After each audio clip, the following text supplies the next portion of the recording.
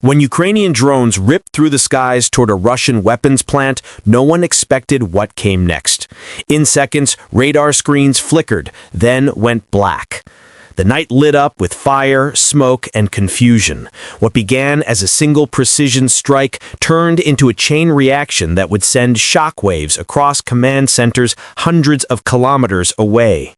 By the time anyone realized what was happening, it was already too late. The world's most secretive weapons line was burning, and something inside that smoke was moving. The hour, 0047 local time. The location, Tula Oblast, Western Russia. The mission, unknown but deadly precise. Just before midnight, the first UJ-26 long-range drone lifted off from an undisclosed Ukrainian airstrip. Its wings gleamed under the floodlights, engines whispering as operators watched encrypted feeds through dimly lit control vans. One after another, the swarm took to the air. 12 sleek silhouettes heading east, low and steady, cruising at 210 kilometers per hour toward Russian airspace. By 0047 local time, their navigation systems had locked on to coordinates deep inside Tula Oblast, home to one of Russia's oldest and most heavily guarded missile production hubs.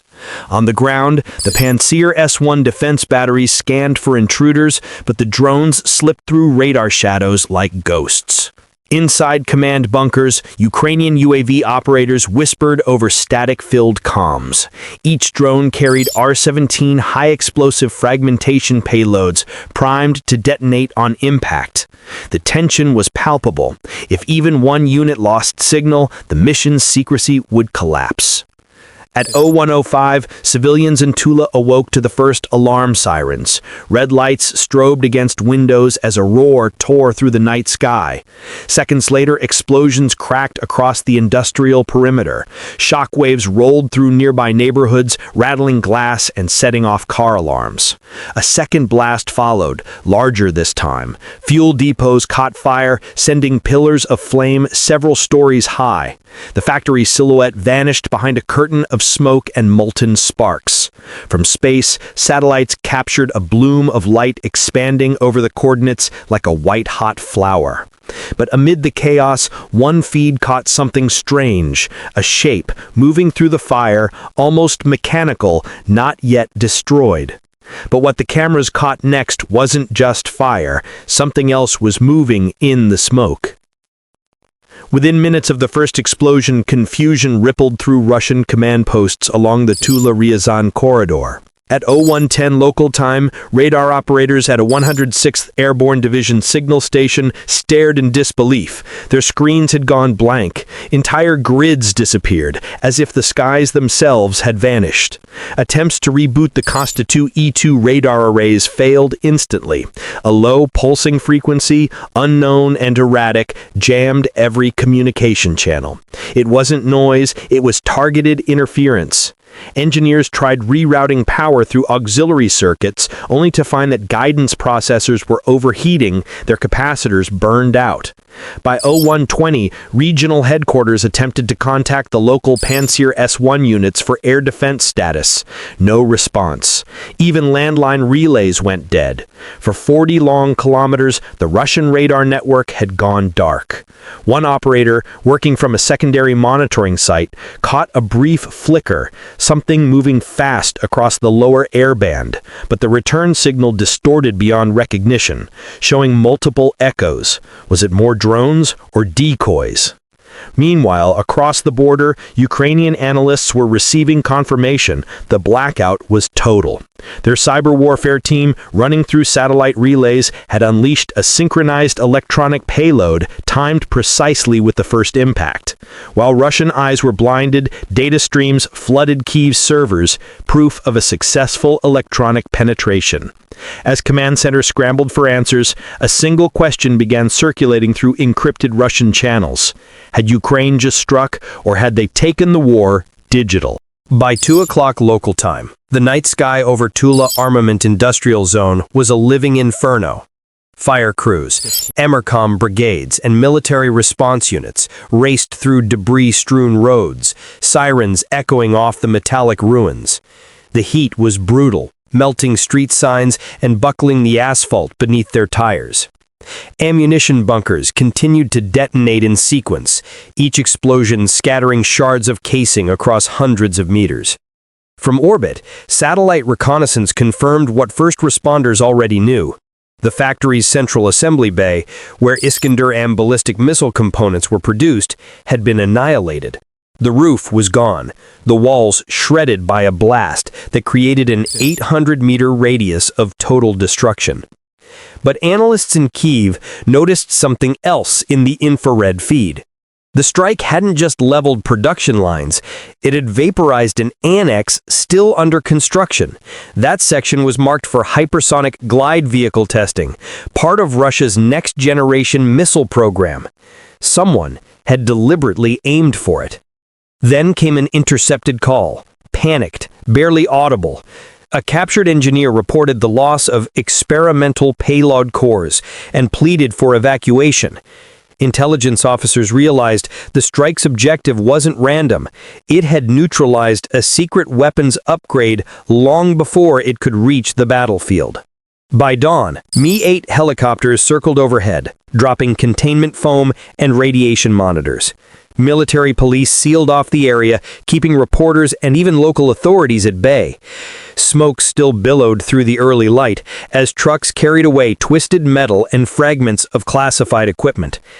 A single haunting question remained in every analyst's report. Had Ukraine just crippled a secret weapons upgrade program? At 6 o'clock local time, the order came down from Moscow. Retaliate immediately. Missile brigades in Kursk and Belgorod were brought to full alert. Crews rushed through pre-launch checklists as officers barked coordinates allegedly tied to the Ukrainian drone assault. Moments later, a volley of Kaliber NK cruise missiles screamed into the pale dawn, engines igniting streaks of orange across the horizon. But something was wrong. Within minutes of launch, telemetry feeds began fluctuating. The missile's GPS guidance flickered, then failed altogether. At least one projectile lost its bearing entirely, circling erratically before detonating over open farmland. Witnesses described a glowing spiral in the morning sky, proof that electronic spoofing had turned precision weapons into wandering ghosts. Russian state media aired triumphant headlines, "Enemy drone bases destroyed."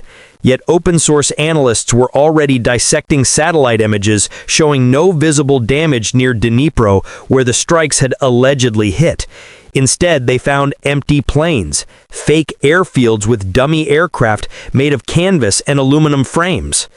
Hours later, Ukraine released its own footage, high-definition drone visuals showing the same mock sites untouched, the decoys still sitting proudly under camouflage nets. It was a masterstroke of deception, an entire base built only to lure counterstrikes and waste expensive ordnance. Inside Ukrainian command centers, cheers erupted. The real drones, the ones that had gutted Tula, were nowhere near those coordinates. Their hangars remained hidden, their launch systems mobile and silent. The fog of retaliation had backfired, and the truth was beginning to surface. If those launch sites were fake, where were the real drones hidden now? 3 days after the strike, fragments of truth began to surface. Intelligence leaks confirmed whispers of a secret Ukrainian unit known only by one name, Ghost Squadron.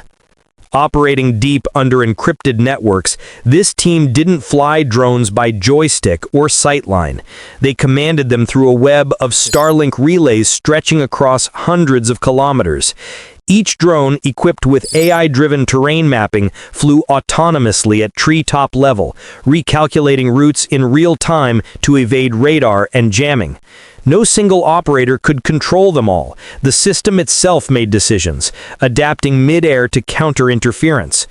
What had looked like perfect human coordination during the Tula raid was in truth machine intelligence at work. Military analysts in London and Washington called it the first full-spectrum autonomous strike in modern warfare. The operation had synchronized cyber warfare, electronic deception, and physical destruction, 3 layers converging at once. The result? total disorientation for the enemy, and a crippling blow to one of Russia's most vital weapon programs. Meanwhile, inside Ukraine, morale surged. Soldiers gathered around screens as footage of the burning Tula complex spread across social media. Commentators hailed it as proof that ingenuity could outweigh brute force. And in every control bunker, the same thought echoed. If this was Ghost Squadron's first public mission, what might their next one look like? But in hushed defense circles, unease crept in. If AI could plan and execute such missions autonomously, how long before it began to learn from them? But with each new strike, does the line between man and machine in warfare start to blur beyond control? The destruction of Tula's weapon plant was more than a precision strike. It was a turning point.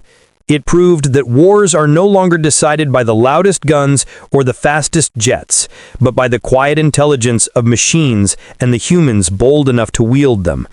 In a single night, Ukraine demonstrated that code could cripple steel, and that a swarm of small autonomous drones could do what armies once needed months to achieve. Across the world, defense ministries took notice.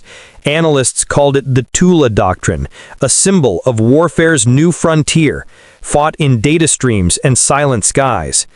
Every military strategist now asked the same question: who truly controls the future battlefield, the soldier or the system that learns faster than him?